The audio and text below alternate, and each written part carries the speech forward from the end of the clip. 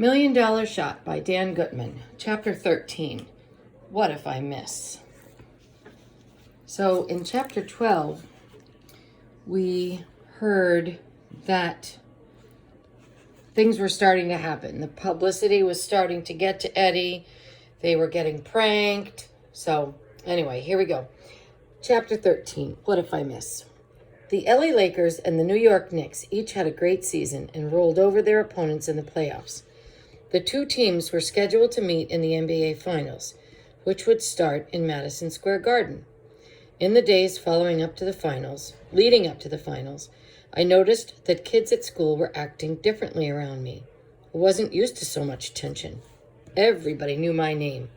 One day, I arrived at school and there was a big banner up over the front of the building. Sink it, Eddie. Some kids asked me for autographs. I didn't want to turn anybody down and act like a jerk, but I didn't want to pretend to be a celebrity and act like a jerk either. After phys ed one day, that's PE, by the way, I was alone in the locker room when Ty and Johnny walked up to me. Uh-oh, those guys weren't very nice last time. I was afraid they were going to beat me up or worse. Instead, Ty stuck out his hand for me to shake. What? We want to apologize, he said. What for?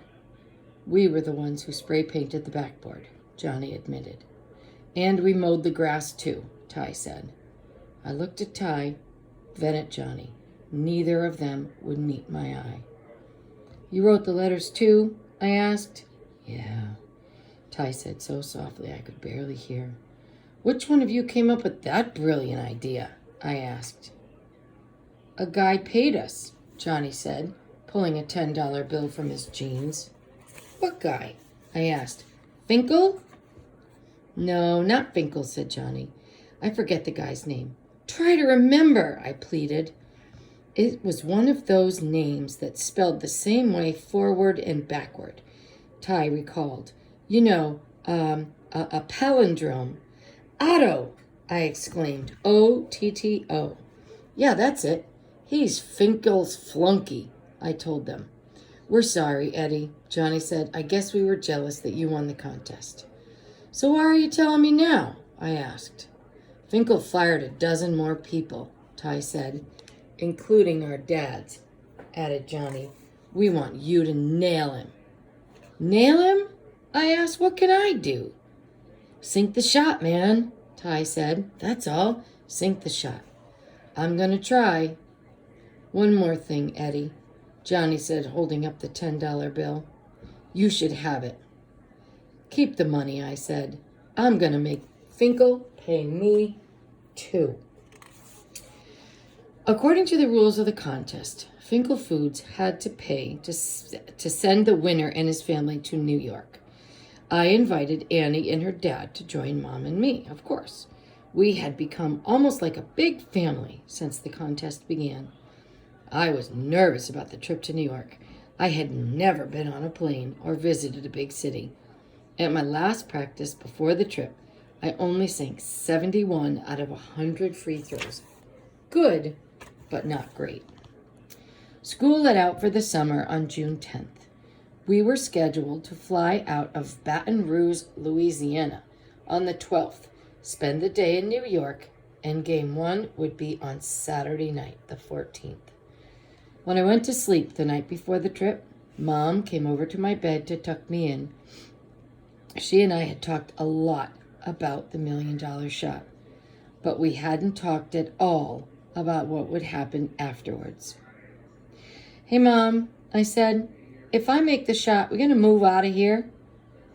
No, I'm sorry, I said that like a question, and he was not saying that as a question.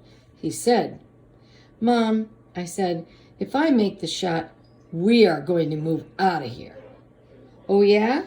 Yeah. We're going to get a mansion somewhere with a limo and a pool and helicopters and stuff. We don't need those things, Eddie.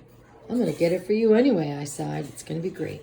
Sleep now, she whispered, kissing my forehead, and dream of good things. Mom, I asked as she was getting up to leave, what if I miss? You won't, she said, stroking my head. But what if I do? I asked. Are you going to be mad at me? Mad? She looked surprised. How could I be mad at you for missing a foul shot? She ran her fingers through my hair the way she used to do when I was little. The only thing that makes me mad and sad, she said, is that your father won't be here to see you make the shot. He would have been so proud of you. Memories of my dad were starting to slip away from me. It was getting harder to remember what he looked like. But I'll always remember the first time he took me out to shoot hoops. I must have been 5 or 6. The ball felt like a boulder to me then. I kept shooting it with all my might and barely getting it over my own head. Each time, Dad caught the ball in midair, flipped it into the basket, and told me I had gotten it in by myself. Nothing but net, he would shout, loud enough for the whole neighborhood to hear. Nothing but net, Eddie, Mom whispered, flipping off the light. Nothing but net, Mom.